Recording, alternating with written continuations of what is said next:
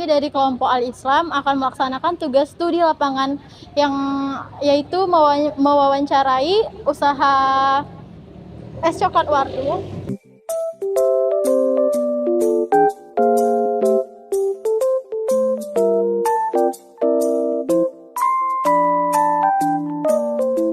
Sebelumnya izinkan saya perkenalkan diri dulu ya Bang.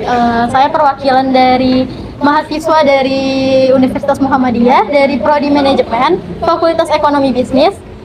Kami mendapatkan tugas mata kuliah Al-Islam, yaitu mewawancarai orang-orang yang punya usaha seperti usaha es coklat Wardu ini. Jadi kami izin mewawancarai ya Bang.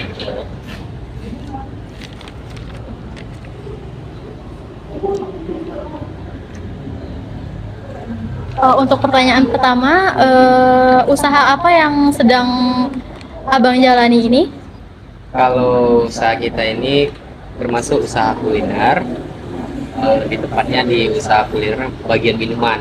Nah, usaha ini berdirinya kalau untuk di Wardu itu berdirinya kira tahun 2020. 2020. Ya.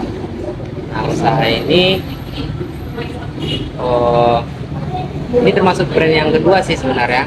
Kalau yang Brand di yang awalnya, pertama apa Bang? awal kita brandnya namanya Warung 22. Warung 22. Kita ada dua brand, Warung 22 sama Wardu. Wardu. Nah, di Warung 22 itu kita berkonsep untuk kalangan mahasiswa. Mahasiswa yang harganya jauh berbeda dengan yang di Wardu. Wardu. Dari segi harga, kualitas, serta fasilitas. Kalau di Warung 22 hanya sekedar take away konsepnya yang kita pakai. Nah, kalau di Wardu ini kita pakai day in sama take away-nya, serta online juga ada, ya Gojek atau Grab atau merchant yang lain. Tuh. Jadi ini usaha yang kedua lah ya Bang ya? Iya, brand yang keduanya. Brand yang kedua. Tapi usaha yang pertama masih jalan Bang? Masih. Kalau untuk Wardunya kita ada 3 cabang. 3 cabang, itu bisa disebutin di mana aja Bang? Cabang yang pertama itu ada di Harudin. Oh, Pak Harudin. Yang kedua ada di Manyar Sakti. Yang ketiga ada di Air Dingin. Nah, kalau untuk Warung 22 kita udah lumayan banyak cabangnya, ada 16 cabang. Itu di dalam kota Pekanbaru semua ya Bang? Saya mau melanjutkan pertanyaan yang diajukan sama teman saya tadi. Bagaimana cara menghadapi customer yang tidak jadi membeli? Kalau untuk penjualan sih, kalau namanya customer yang datang, tentu kita usahakan belanja. Iya. Kita usahakan, kan kita paksakan untuk belanja, itu beda ya. Iya. Nah, bagi customer yang tidak mau membeli, kayak kita nggak paksain. Tapi kalau kebanyakan customer itu tidak mau membeli karena bingung mungkin. Iya. Dari kita harus menjelaskan produk yang kita jual biar customer paham.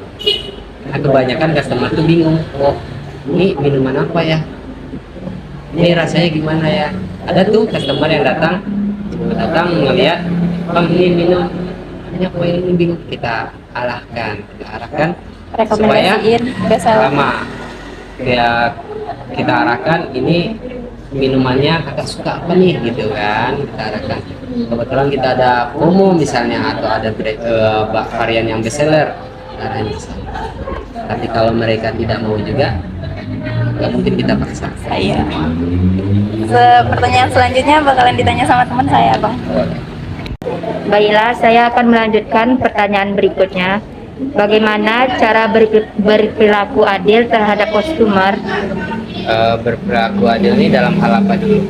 Seperti kayak misalkan ada kita kenalan dengan pegawainya, jadi kayak harganya tuh lebih diturunkan pegawainya, atau bisa jadi nanti perbedaan dari penampilan. Kadang kan ada juga yang karyawannya kalau dilihat dari penampilan orang dia langsung jutek gitu. Jadi kayak mana caranya di Wardu ini berperilaku adil? Kalau adil mungkin seperti ini ya. Untuk yang seperti dicontohkan, contoh mungkin kenalan nih dari karyawannya, temannya karyawan. Kalau namanya kita jualan, ya kita harus sesuai yang harga yang sesuai kita pasarkan. Jadi mau siapapun dia, tetap harga yang kita terapkan. Tidak mungkin dong, oh ini karena teman aku murahin lah gitu, turunin lah harga. Itu nggak mungkin, karena dalam segi bisnis ya tetap bisnis. Nggak ada bisnis keluarga ya bisnis. Namanya kita bisnis itu ada untung rugi dong. Iya. Nah, jadi kita harus tegas sebenarnya, tegas dan adil terhadap itu. Kalau umpamanya kan ada tuh bang, kadang kan kayak kita nih berpenampilan biasa, tapi dia kalau nilainya tuh kayak oh ini biasa aja, ya udahlah cek aja lah kayak jutek gitu. Itu pelayanan. Iya. Kalau dari segi pelayanan, siapapun orangnya kita harus ada standarnya. Standar pelayanan itu harus ada. Jadi maupun orangnya glamor atau tidak, kita melayani sesuai dengan standar yang kita buat. Nggak ada mau beda-bedakan. Karena dia bapak pejabat misalnya gitu datang ke sini, wah yang segala macam. Oh nanti yang datang pemulung misalnya nih, dalam arti kata kasarnya pemulung yang datang, ya tetap kita sambut, kita sambut dengan sewajarnya. Sudah berjalan berapa lama usaha ini? Nah, seperti yang saya sampaikan sebelumnya, kalau untuk di Wardu ini kurang lebih tahun 2020 kalau nggak salah, seingat saya ya, antara 2020 atau 2022. Nah, kalau dihitung dari 2022 berarti sekarang 2023, satu tahun. Kalau misalnya 2020 berarti ada 3 tahun ya. Ya, 3 tahun, 3 tahun. Kalau dari 2020 3 tahun. 3 tahun. Ingat saya sih antara 2020 atau 2022 lah, antara dua itu. Oh, berarti Nah, di warung 22, iya. kalau di warung 22 itu berdiri udah dari tahun 2018. Oh, berarti beda ya, Bang? Satu Tapi manajemen, beda brand. Brand kita yang kedua namanya Wardu, brand pertama kita Warung 22. Sebelumnya juga sudah saya jelaskan apa itu Warung 22, berapa cabangnya, Wardu apa itu Wardu, dan berapa cabangnya. Siapa? Itu aja. Ya, itu aja. Pertanyaan selanjutnya, jika suatu saat mengalami penurunan keuntungan, apa yang Anda lakukan? Kalau penurunan keuntungan itu biasa, karena jualan itu seninya seperti itu. Kalau kita berdagang pasti ada up, pasti ada down. Nah ketika down, kita lihat dulu, nggak mungkin downnya itu lama. Kalaupun lama, ya tentu kita cari solusi. Nah, solusi yang kita buat biasanya teknik kita lebih memperbanyak untuk share tentang produk kita. Itu aja sih sebenarnya, lebih ke share dari teman-teman dan karyawan.